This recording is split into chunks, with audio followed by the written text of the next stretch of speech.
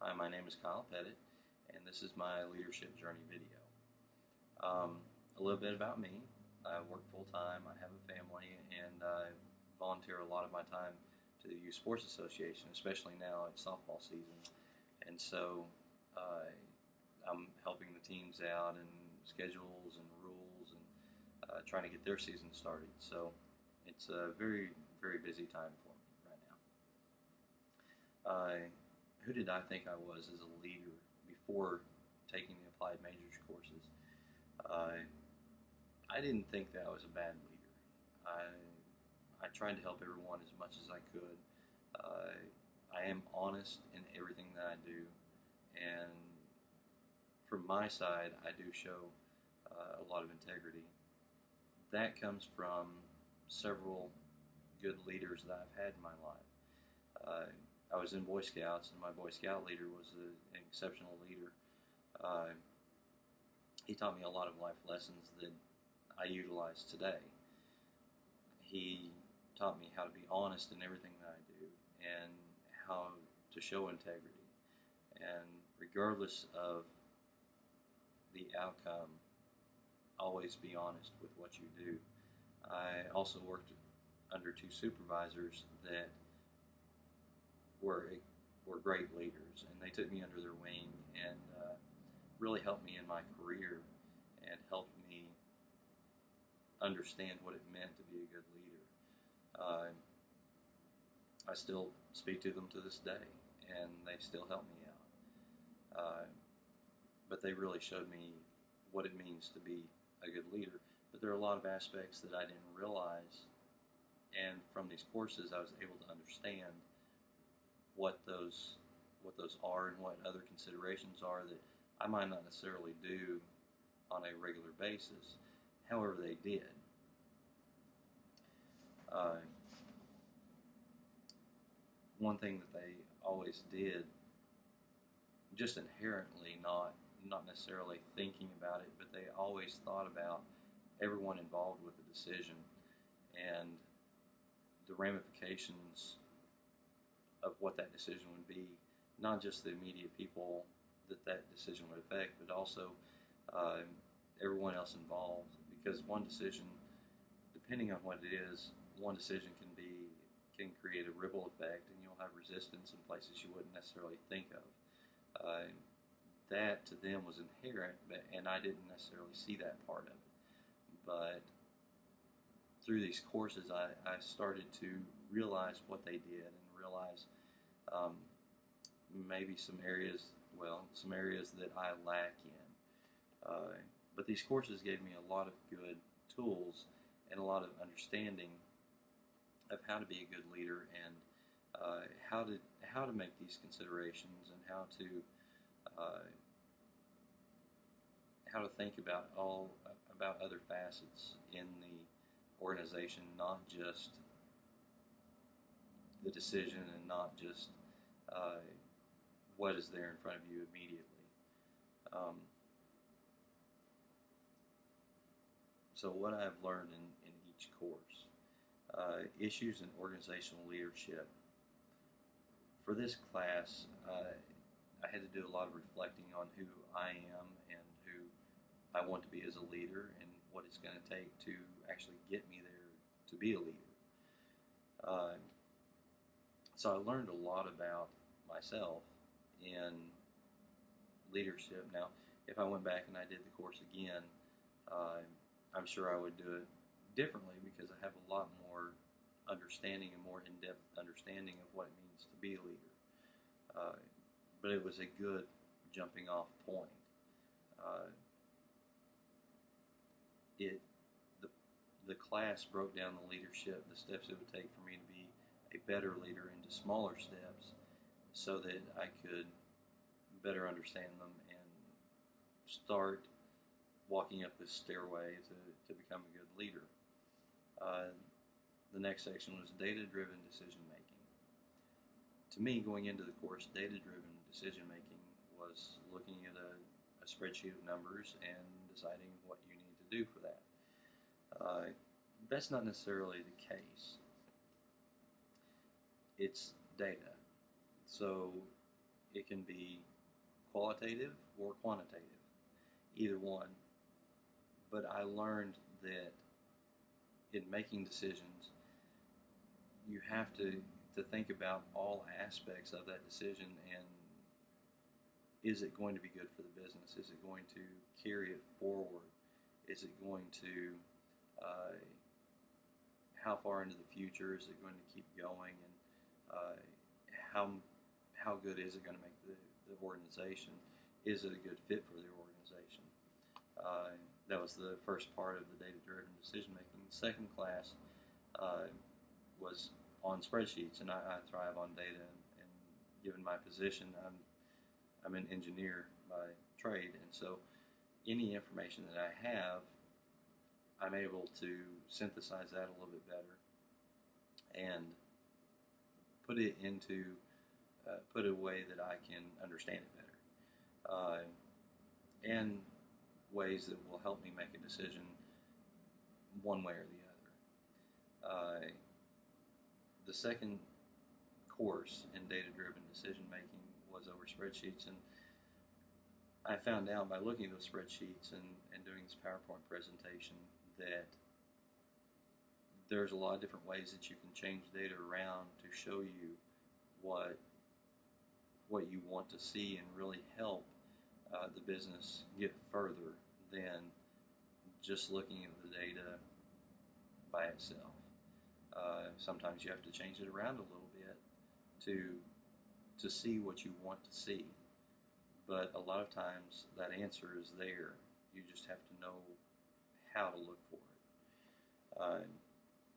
The next section of classes is behavior, ethics, and leadership. I think that these two are probably my most favorite classes in that there were two case studies. The first one was over the Ford Pinto, and I took more of an engineering standpoint on this case study for the Ford Pinto, and knowing what I do in engineering, small decisions that I make and things that I decide not to redesign or to redesign, I have to think of the ramifications that it's down the road once this item is out in the public, how that's going to affect everyone. Originally I started out designing light trailer axles, and then I went into the heavy duty trailer business, and so I designed heavy duty trailers.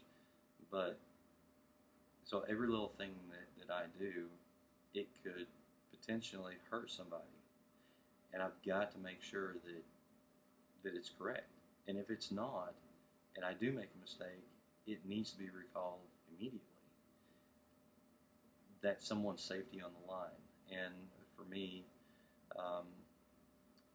what Ford did was probably the worst of it. Knowingly put something out on the market that they knew wasn't safe. And so for me, for this case study, looking at it from that aspect, it taught me that no matter what it is, if I do make a mistake, I've got to say something to somebody about it, and we've got to do something, whether it is recalling a large lot number of trailers or vehicles or chairs or whatever it is. The public safety is very important, but above all, the honesty that one shows is the most important. And just being open and honest, that case study really taught me just to be open and honest with everything that I do. The second case study was over the Nissan, near collapse of Nissan and Carlos Ghosn. In my research over this case study, I was able to find an article that Carlos Ghosn had actually written, and it was very interesting to hear it from his point of view and what he did and the decisions that he made and went through his head.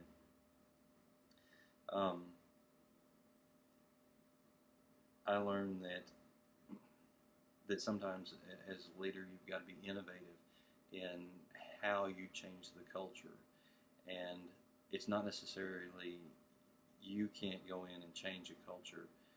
Sometimes you need the help of the people that are already in that culture helping you make that change.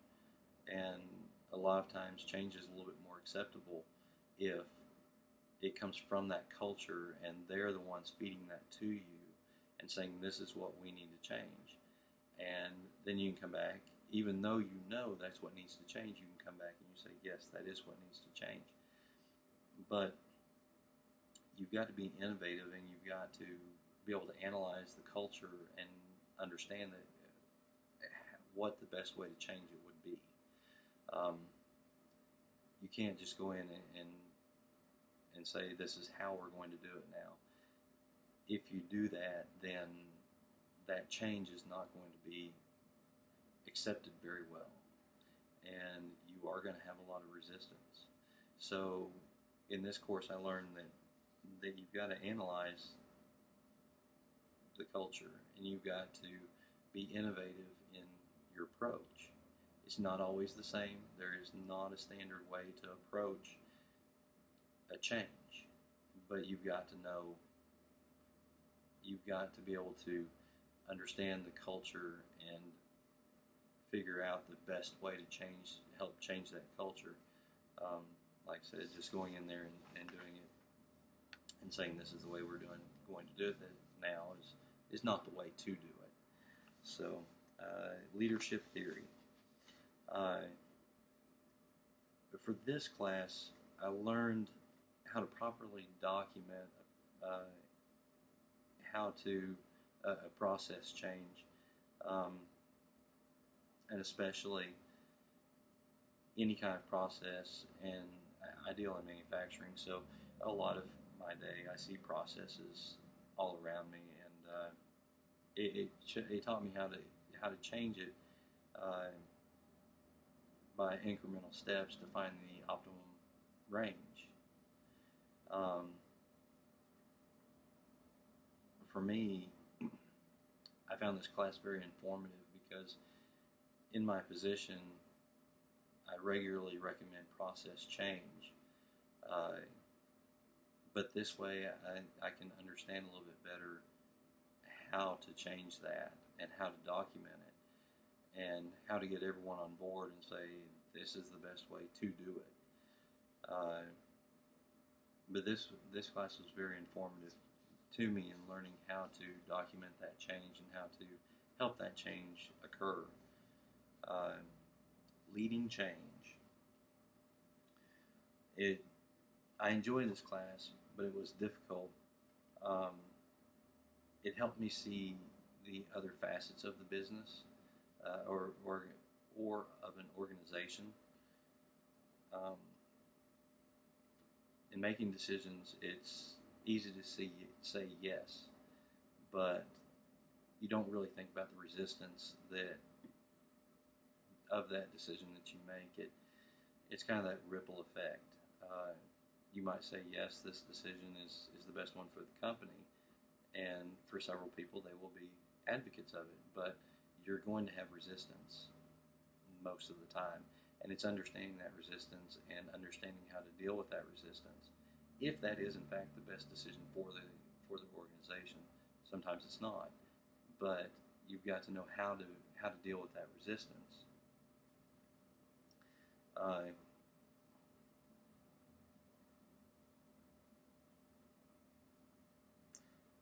And then we come to Capstone.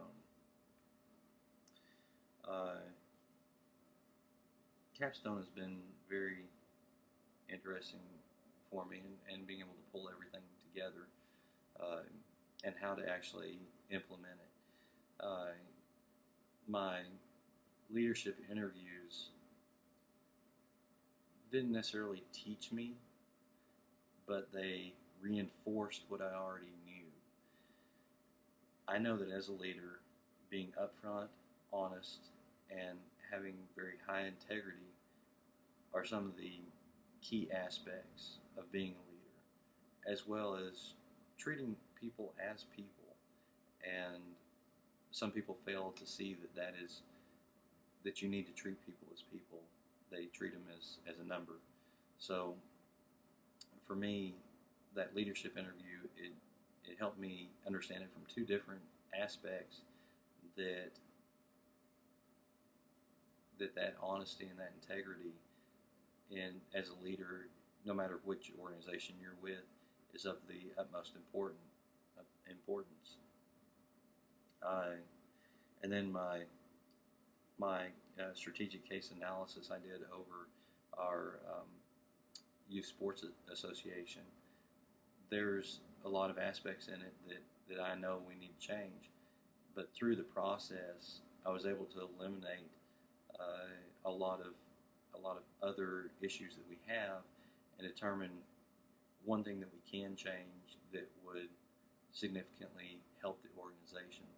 And so by the strategic case analysis, I had to do a lot of thinking about the organization itself, and not necessarily just saying, yes, I think that would work the best.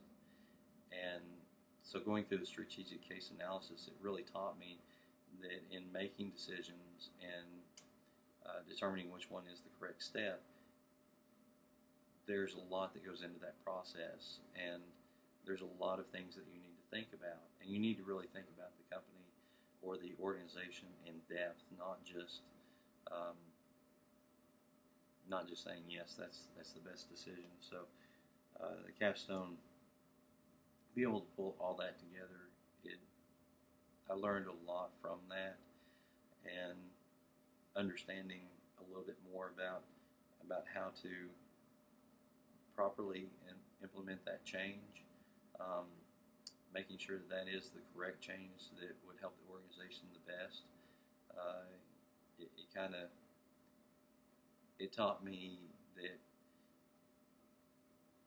in order to change something in a business or an organization, all aspects really need to be thought of, from the people to the processes to the equipment, the data that comes in, the numbers that come in. That really needs to be thought of in making any kind of change. Not just going in there and saying, this is what we need to do, but really analyzing it. Describe yourself as a leader today. As a leader today, I know that any decision I make impacts not only those that are centered around that decision, but also it creates that ripple effect, and it goes outwardly. And some people that I wouldn't imagine this decision would affect, they might show resistance, but I need to keep that in mind. I need to, number one, keep that in mind, but also know how to deal with that, and think about how to deal with it when that occurs. So, where do I go from here? Well, in doing all the case analysis and the case studies and the data-driven decision-making workbooks and reports and everything, I had to do a lot of research and get a better understanding of what I was doing. And so in doing that, I was able to come across a lot of really good articles.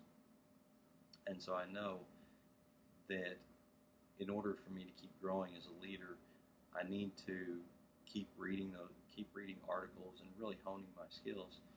I don't believe that anyone is ever done with developing their leadership skills. I think it's a constant battle. It's a constant